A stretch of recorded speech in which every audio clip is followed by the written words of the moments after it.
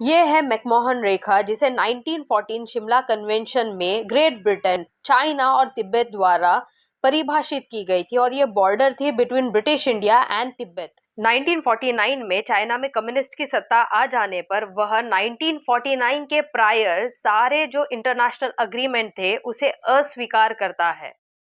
China ये मानता है कि 1949 के प्रायर जो भी नियम लागू किए गए थे यह असमान ट्रीटीज यानी संधियों द्वारा लागू किए गए थे ड्यूरिंग कॉलोनियल पीरियड और इसीलिए वह एलएसी यानी लाइन ऑफ एक्चुअल कंट्रोल और सारे इंटरनेशनल एग्रीमेंट्स को अस्वीकार करता है। 1962 इंडिया चाइना वॉर के बाद LAC line of actual control बन जाता है border between India and China और इसमें 3 सेक्टर्स होते हैं, eastern sector, middle sector and western sector. Western sector में आता है लद्दाख और इसमें अक्साई चीन is occupied by China and it is claimed by India.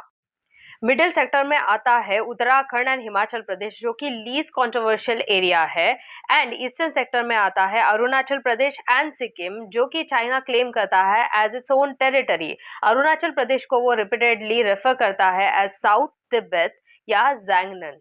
Bharat और चीन के बीच में हुए बॉर्डर अग्रीमेंट्स ये रहे आपके सामने और उसमें से India China border peace and tranquillity agreement को रिसेंटली हुए 30 इयर्स। ये एग्रीमेंट के होते हुए भी चाइना एग्रेशन दिखाता है ऑन इंडियन बॉर्डर्स और इसके रीसेंट एग्जांपल्स है गलवान घाटी 2020 और तवांग की गंभीर घटनाएं 2022। यह सहयोग और संघर्ष का चक्र भारत और चाइना के बीच में पिछले 75 ईयर्स से चलता ही आ रहा है।